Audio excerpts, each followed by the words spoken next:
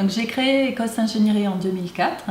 L'idée, c'était d'accompagner les porteurs de projets depuis leur création jusqu'au suivi de travaux, en passant par les différentes étapes qu'ils pouvaient rencontrer, c'est-à-dire l'étude de faisabilité du projet, les dossiers réglementaires qu'ils allaient avoir à mener, les études de diagnostic, que ce soit de pollution, des études déchets ou de faire en sorte d'optimiser leur exploitation ou leur projet, jusqu'à vraiment la concrétisation du projet, c'est-à-dire le suivi des travaux, voire l'accompagnement derrière en suivi d'exploitation. On intervient dans tous les domaines liés à l'environnement, que ce soit l'air, le sol ou l'eau. On intervient par exemple dans le domaine des sites et sols pollués pour faire l'étude historique et documentaire, définir si les sols sont pollués ou non, définir le projet de réhabilitation s'il y a lieu et faire des analyses de risque quand vraiment il y a de la pollution.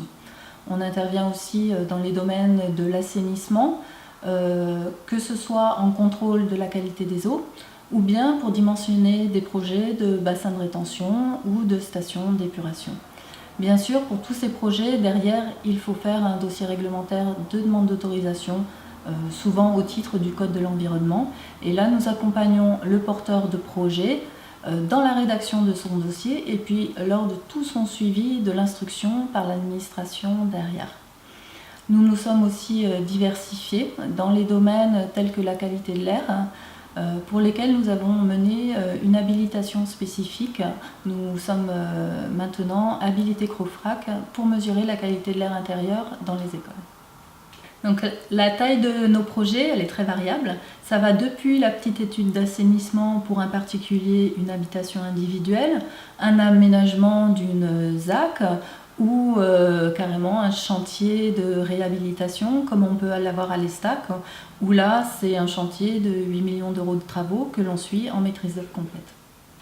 Nos équipes, elles sont pluridisciplinaires. On a aussi bien des gens de formation de géologie, d'hydrogéologie, des spécialistes en cartographie ou en pollution des sols.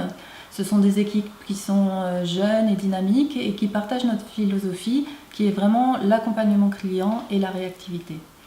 Donc ça fait 10 ans aujourd'hui que l'on existe. On a des clients qui nous suivent depuis le départ et pour lesquels on a vraiment une politique d'accompagnement et leurs projets sont nos projets.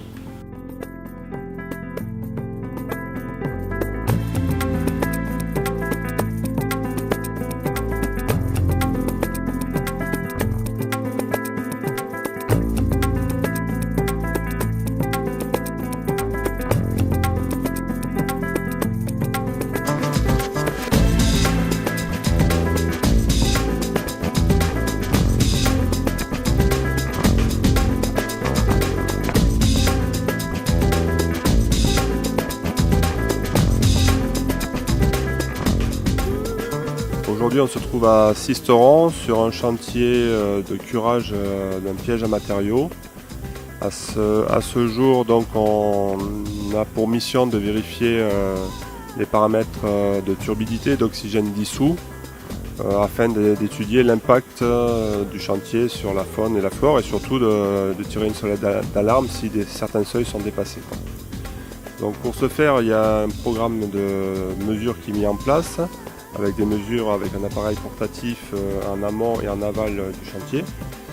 Et elles sont couplées par un enregistreur automatique qui fait des mesures tous les quarts d'heure, en aval du chantier également, et qui est équipé d'un système d'alerte qui peut nous alerter sur nos téléphones portables s'il y a un dépassement de seuil.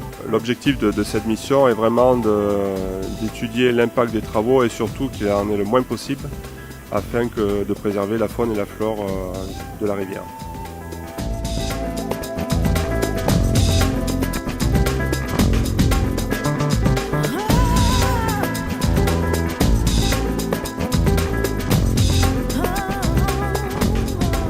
Alors bonjour, donc merci d'être venu sur le site Resilex de l'Estac, qui est donc actuellement en cours de réhabilitation. L'exploitation du site commence vers la fin du 19e siècle, avec son premier exploitant qui est Rio Tinto, qui va développer essentiellement une activité liée à la chimie organique et à la chimie minérale sur environ 150 hectares. Donc à partir de cette époque, il va y avoir une succession de sociétés industrielles qui vont développer des activités industrielles différentes. La pollution qu'on retrouve essentiellement dans les matériaux fins, qu'on peut voir les différents tas sur le site, est donc un héritage de ce lourd passé industriel. Alors, Ecos Ingénierie assure une mission de maîtrise d'œuvre. Donc, on accompagne Resilex depuis les études d'avant-projet jusqu'aujourd'hui à la phase d'exécution, en l'assistant dans la prise de décision et à la définition stratégique du projet.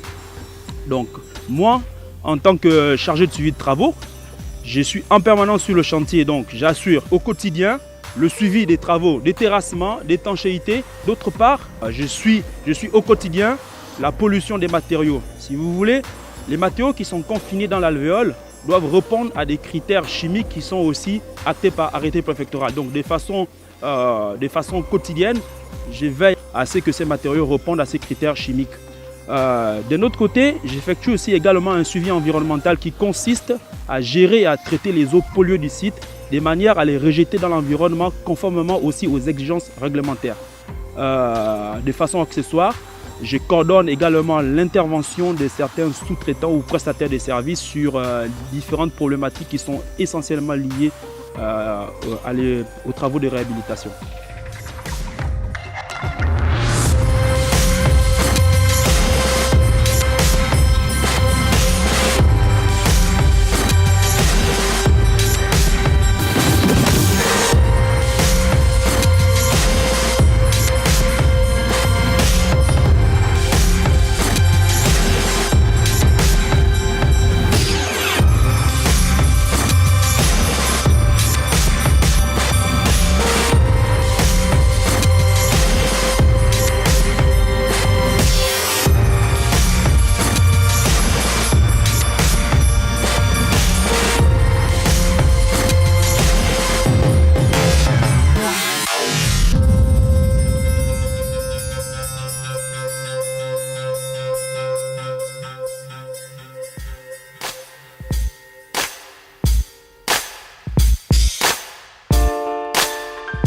On est en train de faire des investigations sur le milieu sol.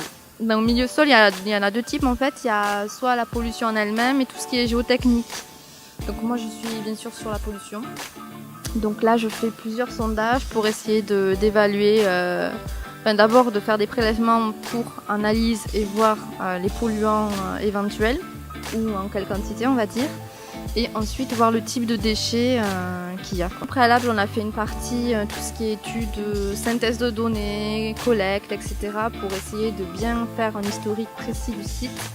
Et également avec toutes les études qui ont été faites antérieurement, essayer de voir l'état des milieux, c'est-à-dire est-ce qu'on a des données sur les eaux souterraines, superficielles, etc., etc.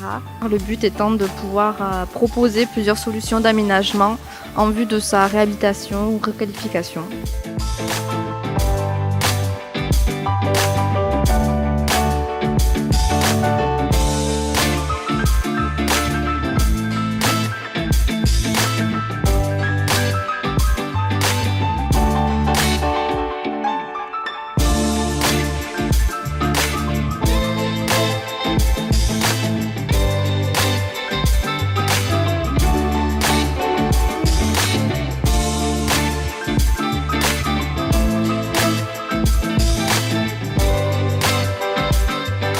Ça fait 2 ans que je travaille au sein de l'entreprise et Delphine de France m'a proposé de mettre en place un projet au sein de l'entreprise qui est une démarche qualité.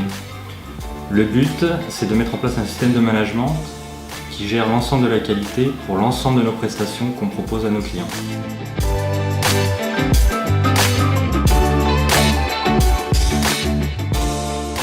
Vous venez de découvrir Ecos Ingénierie au travers de différentes missions.